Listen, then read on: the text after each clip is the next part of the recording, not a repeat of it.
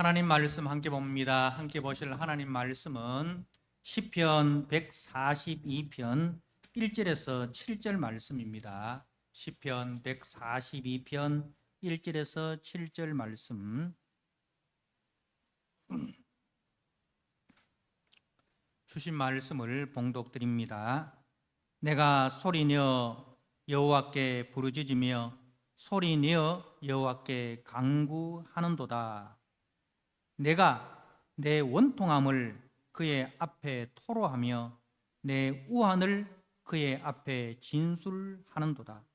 내 영이 내 속에서 상할 때에도 주께서 내 길을 아셨나이다. 내가 가는 길에 그들이 나를 잡으려고 올무를 숨겼나이다. 오른쪽을 살펴보소서. 나를 아는 이도 없고 나의 피난처도 없고 내 영혼을 돌보는 이도 없나이다.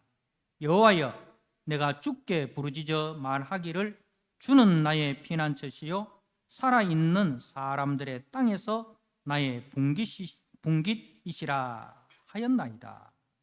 나의 부르짖음을 들으소서. 나는 심히 비천하나이다. 나를 핍박하는 자들에게서 나를 건지소서. 그들은 나보다 강하나이다. 내 영혼을 옥에서 이끌어내사 주의 이름을 감사하게 하소서. 주께서 나에게 갚아 주시리니 의인들이 나를 두르리이다. 아멘. 하나님 아버지, 우리가 인생길 가는 동안 이런저런 우리가 감당할 수 없는 일들을 만날 때 참으로 주 날개 밑에 쉬는 우리의 영혼들이 되기를 원합니다. 오직 주님만이 우리의 피난처시요 주님만이 우리의 산성이시고 주님만이 우리의 요새인 것을 알게 하여 주옵소서. 그리하여 주님으로부터 위로를 받고 쉼을 얻고 능력을 얻어 다시 믿음의 길 더 힘써 걸어가는 우리 모든 성도들이 되도록 역사하여 주옵소서. 예수님께 하신 이름으로 기도드리옵나이다. 아멘. 네, 오늘 시편 142편 나의 부르짖음을 들으소서라는 제목으로 주신 말씀을 함께 나누고자 합니다. 오늘 6절 말씀에 나의 부르짖음을 들으소서. 나는 심히 비천하나이다. 사랑하는 성도 여러분, 혹시 이런 말을 한번 들어보신 적이 있으십니까? 어려울 때 우는 사람은 하수다. 어려울 때 견디는 사람은 중간이다. 어려울 때 웃는 사람은 고수다. 혹 이런 글귀나 이런 말을 들어보신 적이 계십니까? 처음 들어보십니까? 다행입니다. 여러분들은 이 말에 대해서 어떻게 생각하십니까? 정말 그렇습니까? 어려울 때 우는 사람은 하수고 어려울 때 견디는 사람은 중간이고 어려울 때 웃는 사람이 고수입니까? 과연 그럴까요? 한번 말씀을 듣는 중에 한번 고민해 보시길 바랍니다. 오늘 본문의 말씀은 다윗이 굴에 있을 때에 지은 맞서길 곧 기도라고 이렇게 표제가 되어 있죠. 다윗이 사울을 피해서 도망 다닐 때 굴에 숨은 적이 있습니다. 아둘람 굴과 엔게디 굴. 여러분, 굴에 들어갈 때 그 마음이 어떻겠어요? 그러니까 더 이상 이 땅에는 숨을 데가 없다는 거잖아요. 그죠? 이 땅에는 숨을 데가 없다. 그래서 그 캄캄한 굴 속으로 들어가는 거잖아요. 그야말로 사면 초가와 같은 그런 상황입니다. 여러분 사면초가라는 말 아시죠? 예. 사면이다, 초가집이다 그런 뜻이 아니죠. 예. 사면에 다 초나라의 그 노래가 들려온다는 거죠. 이제 우리가 초한지에 보면 항우와 유방이 싸울 때 항우가 이제 궁지에 몰려 있을 때 근데 그 사면에서 동서남북 사면에서 이 초나라의 왕이 이제 그 항우잖아요. 초나라의 노래가 들려오는 거예요. 우리 군사들이 다 이제 포로가 되었구나. 이렇게 해서 이제는 끝났다. 이제는 절망이다. 그 뜻이 이제 사면초가라는 뜻이죠. 그야말로 우군은 자기를 돕는 사람은 한 사람도 없고 사면에 모두 적이다. 는 그런 말 아닙니까? 적에게 완전히 포위되어 가지고 어느 누구에게도 도움을 받을 수 없는 그 절망적인 상황을 말합니다. 지금 다윗의 상황이 바로 그런 상황입니다. 다윗의 상황이 바로 이런 상황입니다. 그래서 오늘 말씀에도 다윗이 굴에 있을 때 뭐 성육을 가고 뭐 그런 놀러 간 게 아니에요. 울진에 성육을 좋잖아요. 그죠? 단양에 가면은 굴들이 아주 좋잖아요. 놀러 간 게 아니에요. 피하다가 더 이상 피할 데가 없어서 그 굴 속으로 어두컴컴한 그 굴 속으로 들어간 것입니다. 그 상황이 얼마나 심각한지 오늘 1절과 2절은 이렇게 말씀하고 있습니다. 내가 소리내어 여호와께 부르짖으며 소리내어 여호와께 간구하는도다. 소리내어라는 말이 두 번이나 반복되죠. 이 소리가 어떤 소리겠습니까? 아름다운 소리겠습니까? 울부짖는 소리. 울부짖는 소리. 내가 내 원통함을 그의 앞에 토로하며 내 우환을 그의 앞에 진술하도다. 다윗은 소리내어 부르짖습니다. 소리내어 간구합니다. 그야말로 그 올무에 걸린 짐승이 살려달라고 비명을 지르듯이 그렇게 하나님 앞에 큰 소리를 내며 비명을 지르며 그리고 부르짖으며 간구하는도다. 이거는 이제 문법상 미완료 진행형이다라는 뜻인데 계속해서 부르짖고 있다 이 말입니다. 하나님 제발 살려주세요. 하나님 제발 살펴주세요. 이렇게 계속적으로 간절히 끈질기게 그렇게 하나님 앞에 간구하는 모습입니다. 이는 다윗에게 임한 그 고난의 강도가 얼마나 심각한지를 보여주고 있습니다.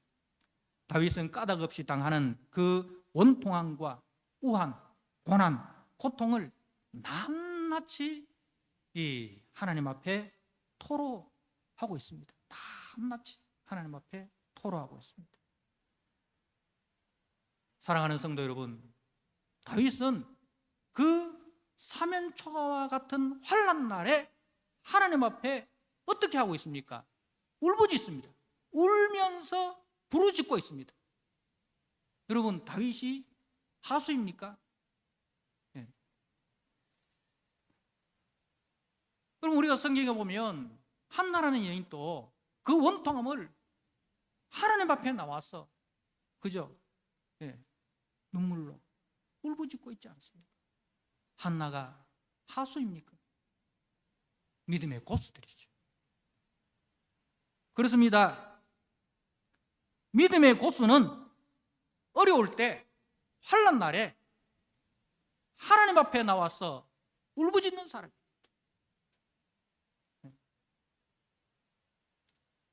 믿음의 하수는 어려울 때 어떻게 합니까? 믿음을 떠나버립니다.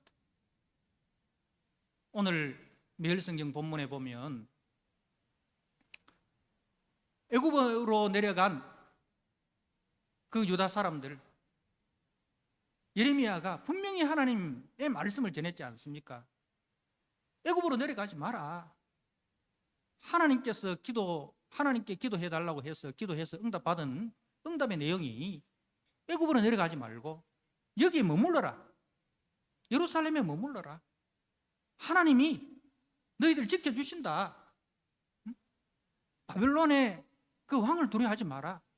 하나님께서 그에게 긍휼의 마음을 주셔서 너희들에 대해서 절대로 복수하지 않고 너희들을 긍휼히 여기게 해 주실 것이다. 네.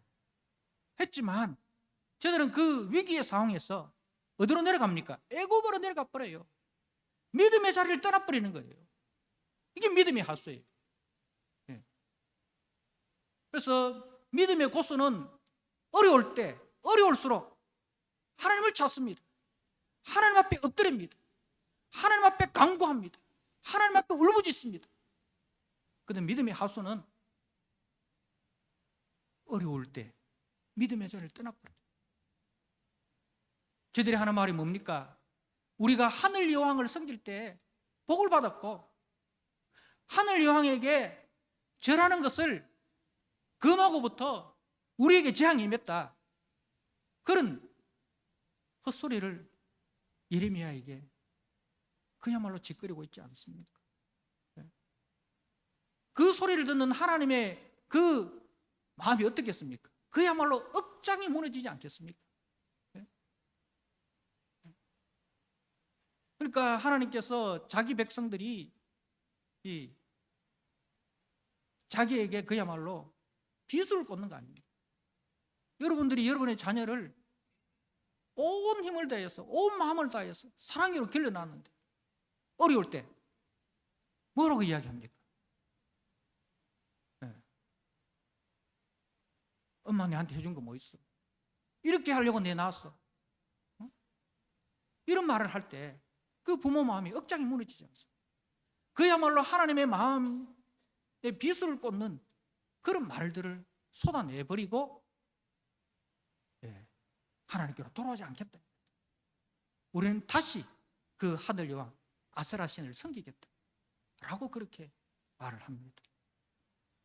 사랑하는 성도 여러분, 여러분들도 어려움 앞에서 여러분이 감당할 수 없는 그런 환난과 여러분이 감당할 수 없는 그런 문제 앞에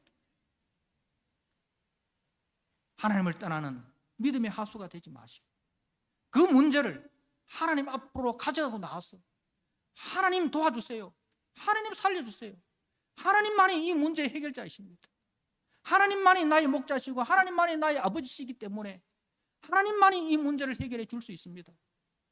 하나님 앞으로 더 가까이 나아가시는 그런 믿음의 고수들이 다 되시기를 주님의 이름으로 부탁드립니다. 3절 4절 말씀을 보면 다윗이 처한 상황을 보여주고 있습니다. 3절에 내 영이 내 속에서 상할 때에도 주께서 내 길을 아셨나이다. 내가 가는 길에 그들이 나를 잡으려고 올무를 숨겼나이다. 오른쪽을 살펴보소서. 나를 아는 이도 없고 나의 피난처도 없고 내 영혼을 돌보는 이도 없나이다. 내 영이 내 속에서 상할 때에 영이 상했다 이 말입니다. 속이 다 문드러졌다. 그야말로 다윗은 그 사울에게 쫓겨다닌다고 육신뿐만 아니라 그 영혼까지도 이렇게 취약해졌다는 겁니다. 사울의 추격이 얼마나 집요한지 얼마나 다윗을 힘들게 했는지 그야말로 다윗은 절망적인 상황에 놓여 있습니다. 그런데 이때 다윗은 뭐라고 고백합니까? 주께서 내 길을 아셨나이다. 주께서 내 길을 아셨나이다. 그리고 내가 가는 길에 길이라는 말이 2번 나오죠. 이 길이 어떤 길일까요? 우리는 3가지로 이 길을 생각할 수가 있습니다. 첫 번째로 하나님께서 다윗이 태어날 때부터 준비한 길입니다.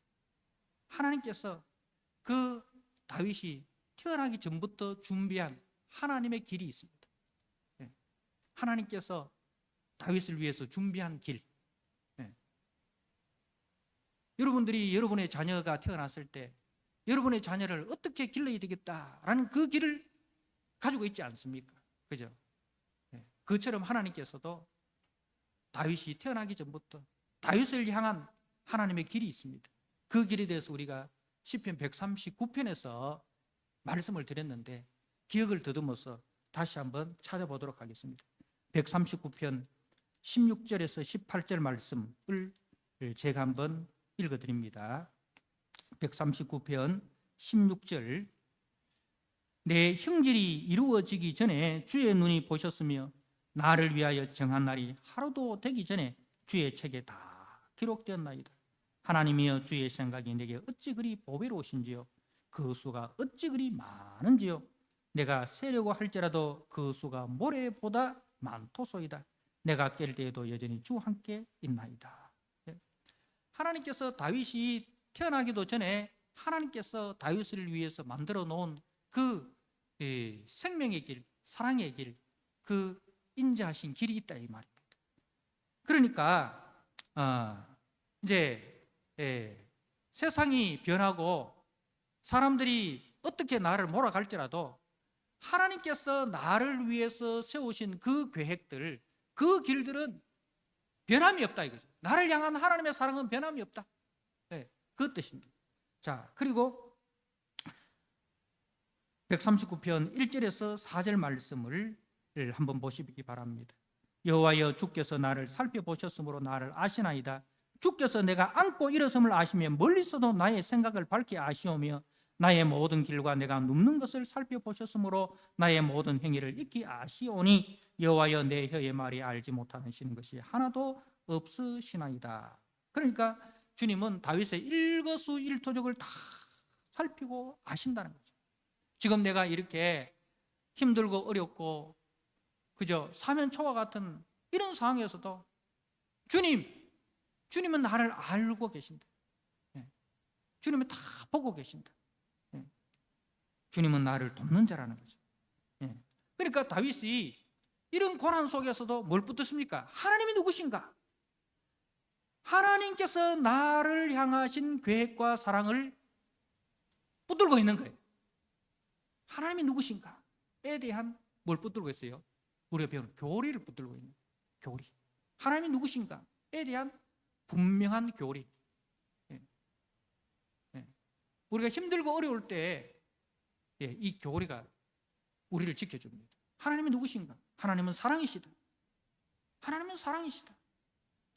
하나님은 변함이 없으시다. 하나님은 자기 백성을 결코 잃어버리지 않으신다. 이 교리, 이 믿음을 굳게 잡고 있는 거예요. 여러분, 우리가 아무리 힘들고 어려워도 이 하나님이 누구신가에 대한 분명한 지식이 있는 사람은 넘어지지 않습니다. 내 뒤에 누가 있는데? 내 뒤에 누가 있는데? 응? 아무리 풍랑이 몰아쳐도 내 뒤에 든든한 백이 있다는 거예요. 만유의 주가 되신, 그죠? 만군의 여호와 하나님이 나를 붙들고 계신다. 나를 향하신 그 계획과 그 사랑은 반드시 이루어진다. 하나님이 이루신다. 하나님의 길. 두 번째로는 이제 다윗이 걷고 있는 의의 길을 말하고 있는 거예요. 다윗이 걷고 있는 의의 길.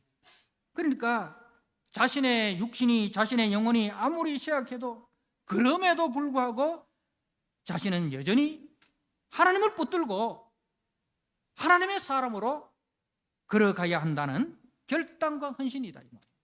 너희들이 아무리 그래도 내 믿음 흔들리지 않는다. 주님이 나를 붙들고 나는 그 주님을 향하여 나아가고 있다. 그 사드락과 메삭과 아벳느고가 그 바벨론 사람들 앞에서 그리 아니하실지라도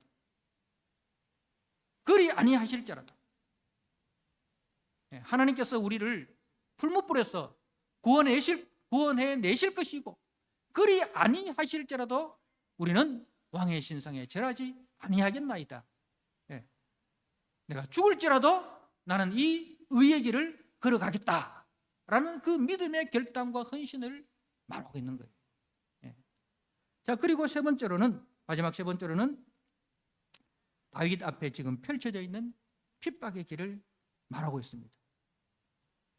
내가 지금 비록 사망의 음침한 골짜기와 원수의 목전을 지난다 할지라도 주님은 나의 길을 아시고 나는 주님을 붙들고 있다.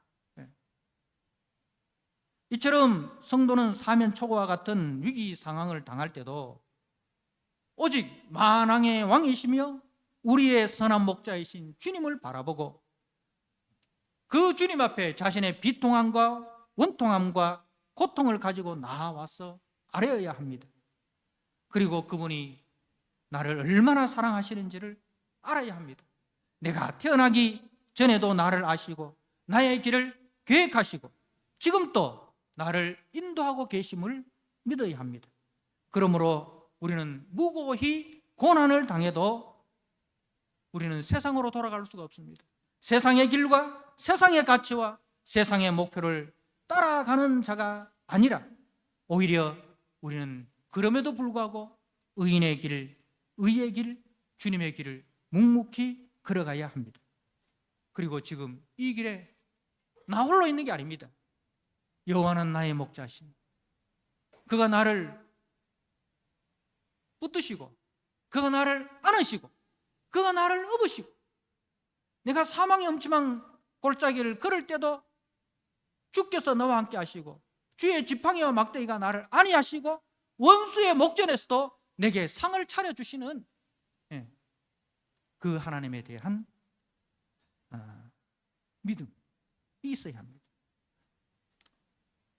이 믿음이 우리를 고난에서 견디게 하고 고난에서 버텨내게 하고 이 믿음이 우리를 더 견고하게 해 주십니다. 이제 다윗은 자신의 상황을 하나님 앞에 알리며 하나님의 긍휼을 바라보고 있습니다. 여러분 보십시오. 다윗이 이 오른쪽을 살펴보십시오 라고 이야기합니다. 오른쪽을 살핀다는 것은 무슨 뜻이냐 하면 도움을 찾는다는 것입니다. 오른쪽이라는 것은 주의 무슨 손이 나를 붙듭니까? 오른손이 붙듭니까? 왼손이 붙듭니까? 오른손이 붙들잖아요. 그죠? 예. 주님께서 나의 우편에 그늘이 되시고 항상 오른쪽이라는 것은 돕는 쪽을 이야기해요. 돕는 쪽. 오른쪽을 본다는 것은 나를 도울 자가 있는가 이 말입니다. 자, 나를 도울 자가 있는가. 예. 근데 어떻습니까? 나를 아는 이도 없고 나를 알아주는 이도 없고 이 말입니다. 나를 친구로 받아들여주는 이도 없고 나를 도울 자가 있는가? 사방을 둘러봤는데 나를 아는 이도 없고 그러니까 나를 친구로 나를 환대해 주는 사람이 없다 이 말이에요. 다윗이 그렇게 이스라엘을 위해서 고군분투하면서 살았지만은 위기의 순간이 딱 되니까 다윗이 궁지에 딱 몰려버리니까 아무도 다윗을 친구로 받아들여주는 사람이 없더라 이 말이에요. 얼마나 배신감을 느낍니까? 그죠? 나를 아는 이도 없고 나의 피난처도 없고 그러니까 내가 나를 숨겨주는 사람이 없으니까 내가 피할 데가 어디 있겠습니까? 나의 피난처도 없고 내 영혼을 돌보는 이도 없나이다. 그러니까 사람을 보며 세상을 볼 때에 실망뿐이죠.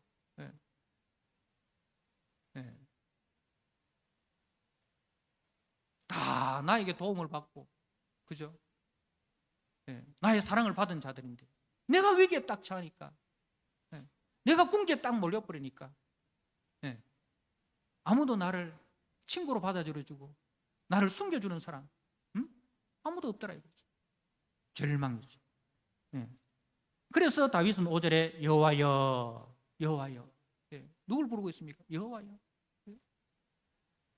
그렇기 때문에 믿음의 고수는 하나님을 찾는 사람, 하나님 앞에 엎드리는 사람. 여호와여 내가 주께 부르짖어 말하기를 주는 나의 피난처시오. 피난처가 어디입니까? 주는 나의 피난처시오.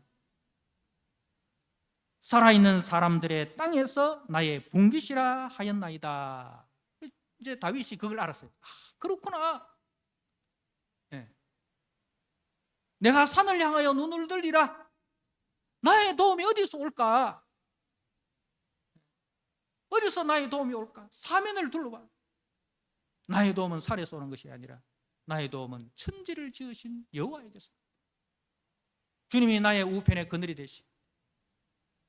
그걸 알았다는 거죠. 그걸 누가 알게 해주셨습니까? 성령 하나님께서 다윗에게 주신 응답이죠. 기도에 대한 응답입니다. 다윗아, 내 사랑하는 아들아, 내가 너를 지키고 있다. 내가 너의 목자다. 내가 너의 우편의 그늘이다. 내가 너의 도움이다. 내가 너의 피난처다. 사랑하는 성도 여러분,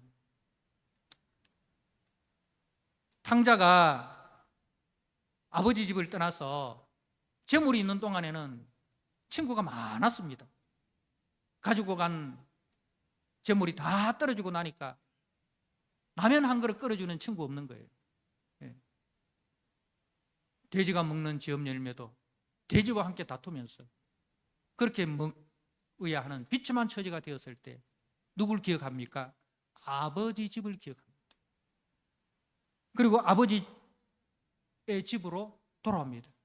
사랑과 은혜의 아버지의 집으로 돌아오듯이 성도도 낮아지고 아무것도 없을 때 더 강한 확신과 더 큰 믿음으로 아버지의 집으로 돌아오는 자가 믿음의 성도입니다. 사랑하는 성도 여러분, 결국 집 나가면 고생이듯이 성도가 하나님을 떠나면 고생입니다. 여러분, 우리가 동물의 왕국을 보십시오. 동물의 왕국을 보면요,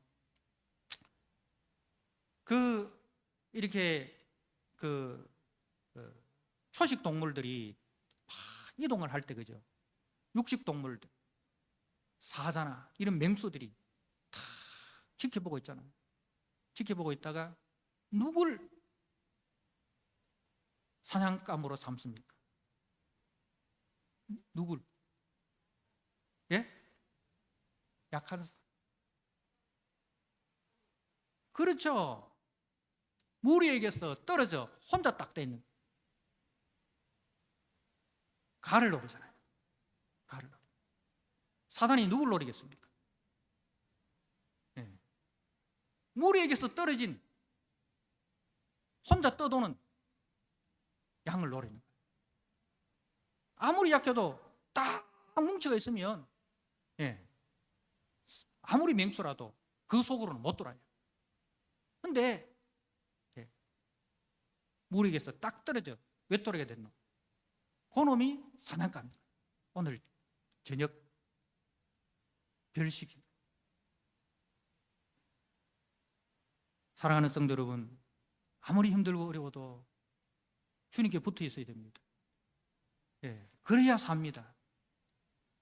그래야 삽니다. 힘들고 어려울수록 더 주님께 가까이 가야 살지. 힘들고 어렵다고 주님 떠나면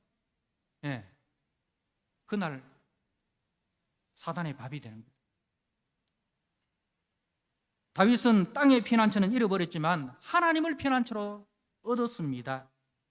땅의 분깃이라는 건 유업을 말합니다. 기업, 땅의 기업. 그러니까 땅의 기업이라는 것은 자기를 지켜주는 거잖아요. 가족, 그리고 땅, 이게 이제 기업인 거예요. 근데 다윗이 그걸 다 잃어버렸어요. 땅의 그 지위도 잃어버리고 땅의 가족도 잃어버리고, 그죠? 땅의 재물도 다 잃어버렸습니다. 땅에는 피난처가 없어요. 땅에는 기업이 없어요. 그런데 누굴 기업으로 얻었습니까? 누굴 피난처로 얻었습니까? 하나님만이 나의 피난처시고 하나님만이 나의 기업이시구나 는 것을 그걸 깨달았습니다. 하나님만이 나의 피난처시고 하나님만이 나의 기업이시구나 는 것을 다윗이 알게 되었습니다. 누가 알게 해주셨다고요? 성령 하나님께서. 성령 하나님은 우리를 진리 가운데로 인도하십니다. 성령 하나님은 우리를 진리 대신 예수 그리스도께로 인도하고 진리 대신 말씀을 기억나게 하고, 그래서 그 진리 대신 말씀이 우리를 보호해 주십니다. 그래서 그 다윗이 기도할 때에 성령께서 다윗을 도우십니다. 엘리야가 기도할 때에, 그죠? 로뎀나무 아래에서 죽기를 간구할 때에 성령 하나님께서 그 엘리야를 만져주시는 거예요. 마사지해 주시고 먹을 물을 주시고, 그리고 영양을 채울 수 있는 음식을 제공해 주셨어요. 사랑하는 성도 여러분, 우리가 성령 안에서만이 우리의 아픔과 우리의 상처가 치유됩니다. 그래서 성령의 은혜를 구해야 되고 성령의 능력을 구해야 됩니다.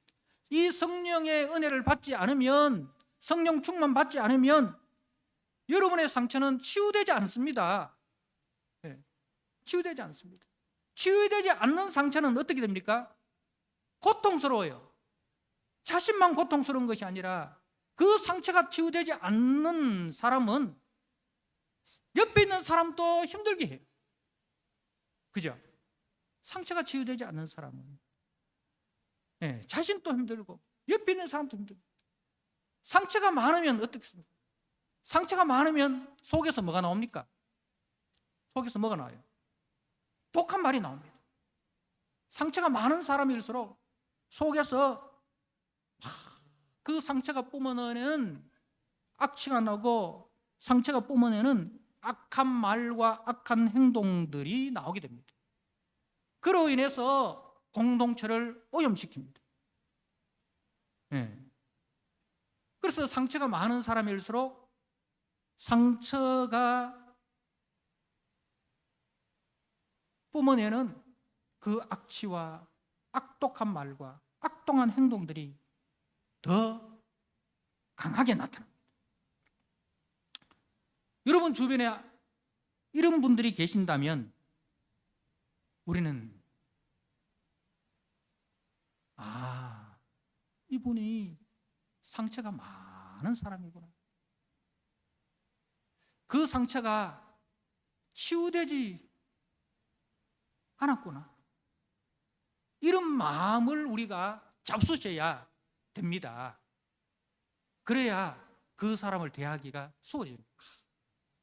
그래, 얼마나 아팠으면, 얼마나 힘들었으면 저런 말을 할까. 그런 생각이 들면 뭐가 나와요? 불쌍히 여기는 마음이죠. 불쌍히 여기는 마음. 그런 마음이 안 들면 뭐가 나와요? 자기도 같이 당신이, 바로 뭐가 나옵니까? 당신이 나오잖아요. 이 당신은 3인칭 극존칭이 아니라 이건 뭐예요? 그야말로 싸움의 언어가 나옵니다. 그렇게 하다 보면 뭐가 됩니까? 자기도 같이 괴물이 되어가는 거예요. 그래서 우리가 상처가 많으신 분들을 볼 때 저분은 상처가 많으신 분이구나, 그리고 그 상처가 치유되지 않았구나, 교회의 사명이 뭔가, 성도의 사명이 뭔가, 그 상처를 알아주고 그 상처를 만져주는 것이, 그래서 교회를 통해서만 그 상처가 치유되어져야 한다, 이런 생각을 우리가 가지게 됩니다. 여러분 분명히 기억해야 될 것은, 상처가 전환되지 않으면 상처가 전이 된다라는 유명한 말이 있습니다. 다시 한번 말씀드립니다. 상처가 전환되지 않으면 상처는 전이가 된다. 전이가 된다. 전염된다 이 말입니다. 전염시킨다. 그러니까 치유되지 않는 상처는 계속해서 전염 바이러스가 되는 거예요. 전염 바이러스.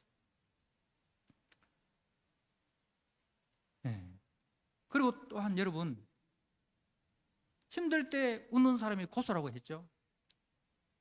나 괜찮아, 나 안 힘들어.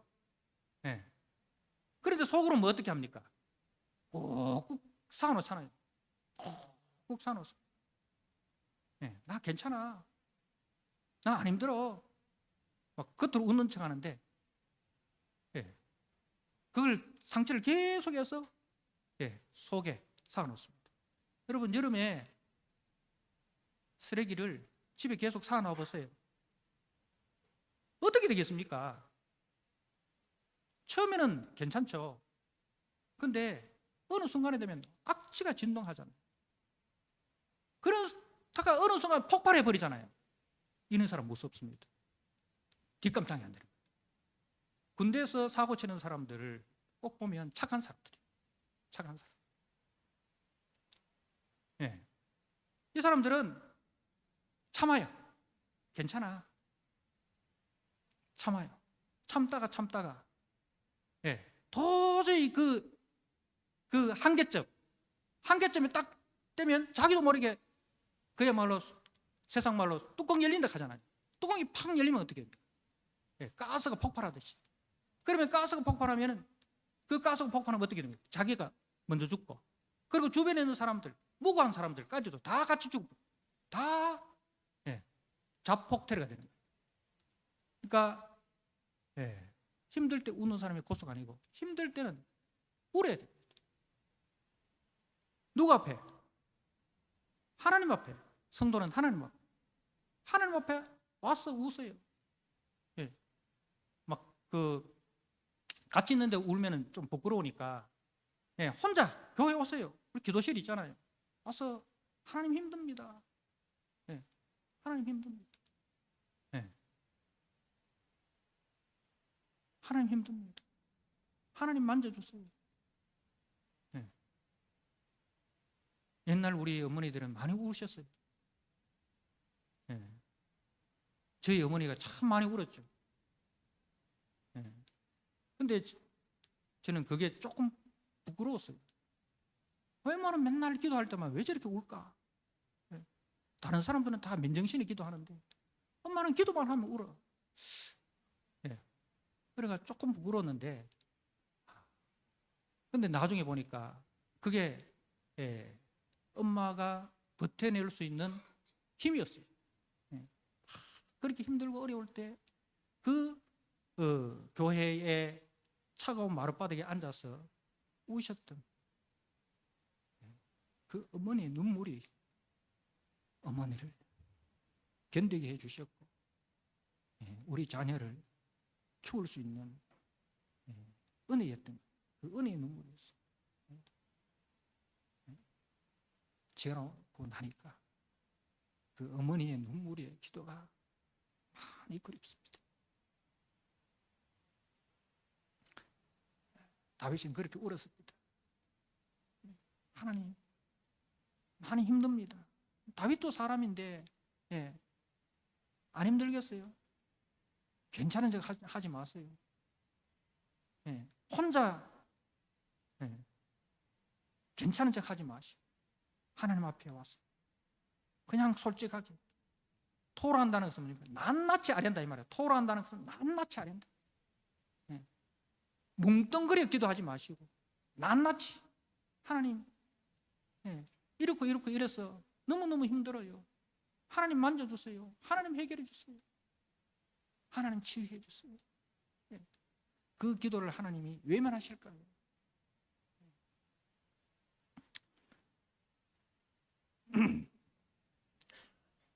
6절 말씀에 나의 부르짖음을 들으소서. 나는 심히 비천하나이다. 막 지금 이 비천하다는 것은 종이란 말입니다. 이리 찢기고 저리 찢겨서 나는 그야말로 비천한 그런 처지가 되었습니다. 하나님, 나를 핍박하는 자들에게서 나를 건지소서. 그들은 나보다 강하니이다. 그들은 사울은 군사력도 가졌죠. 그죠? 모든 권력도 가졌죠. 다 가지고 있는 거예요. 어떻게 자기가 이길 수 있겠습니까? 나는 비천하고 상대는 나보다 강하고, 그래서 내 영혼을 옥에서 이끌어냈어. 그게 지금 상황이 감옥에 갇혀 있는 그런 상황과 같다 이 말입니다. 감옥에 갇혀 있는 그런 상황과 같다. 내 영혼을 옥에서 이끌어냈어. 주의 이름을 감사하게 하소서. 그런데 여기서 반전이 일어나는 거죠. 반전이 일어납니다. 그 속에서도 주의 이름을 감사하게 하십시오. 이 말은 뭡니까? 이 상황이 역전되었어. 이 상황이 역전되었어. 정말 하나님이 살아계시구나. 하나님께서 의인의 기도를 들으시고 의인을 구원하시구나. 하나님께서 악인은 심판하시고 의인은 보존하시는구나. 이 간증이, 이 고난이 나의 간증이 되게 해달라는 거죠. 이 고통과 이 원통함이 이제는 하나님의 은혜 가운데 간증이 되게 해주십시오. 그래서 주께서 나에게 갚아주시니 의인들이 나를 두루리이다. 의인들이 나를 두루리이다. 이 말은 뭡니까? 사람들이 다윗에게로 몰려든다는 거예요. 여러분, 우리 주님께서 그 고난의 십자가를 지시고 부활의 영광으로 나타나셨을 때에 십자가 앞에서 다 흩어졌던 제자들이 부활의 영광 가운데 다시 회복되지 않습니까? 그죠? 마찬가지입니다. 과연 하나님이 살아계시는구나. 다윗을 통해서 회복의 역사가 일어납니다. 그런 역사를 일으키는 사람이 되게 해달라. 사랑하는 성도 여러분, 하나님만이 우리의 피난처시고 하나님만이 우리의 분기치십니다. 그 하나님을 신뢰하시고 그 하나님께 아뢰고 그 하나님께 응답받아서 여러분의 그 고난이, 여러분의 그 상처가 여러분의 간증이 되고 감사거리가 되고 자랑거리가 되게 하십시오. 그래서 여러분들을 통해서 많은 사람들이 과연 하나님이 살아계시고 하나님이 의인을 붙드시는구나 는 것을 확신하고, 그래서 그 공동체가 회복되는 저와 여러분 되시기를 주님의 이름으로 부탁드립니다. 아멘. 하나님 아버지, 다윗은 사면초가와 같은 그 고난의 순간에 하나님을 피난처로 삼고 하나님을 분기수로 삼아서 하나님 앞에 엎드려 부르짖었습니다. 간절히 계속적으로 끈질기게 하나님께 부르짖었습니다. 하나님께서 그 다윗을 붙들어 주시고 그 다윗과 함께 하셔서 고난이 변하여 슬픔이 변하여 기쁨이 되고 감사가 되고 찬송이 되고 영광이 되게 해주시고 간증거리가 되게 해주셨습니다. 그 간증을 통해서 많은 사람들이 주께로 돌아오는 통로가 되었습니다. 하나님 아버지, 우리 사랑하는 모든 성도들, 힘들고 어려울 때 주님 앞에 엎드려 울부짖는 우리 믿음을 허락하여 주시고, 하나님, 그리하여 우리의 상처가 말씀 앞에서 성령 앞에서 치유되게 하시고 상처의 그 독한 말들이, 독한 행동들이 더 이상 나타나지 않게 해주시고 상처가 환되어서 아버지 은혜의 바이러스로 변화되는 귀한 역사 있게 하여 주옵소서. 그러한 성도들을 통해서 교회가 더 풍성해지고 더 교회가 화목해지고 아름다워지는 은혜의 역사가 있게 하여 주옵소서. 살아계신 우리 구주 예수 그리스도 이름으로 감사하며 기도드리옵나이다.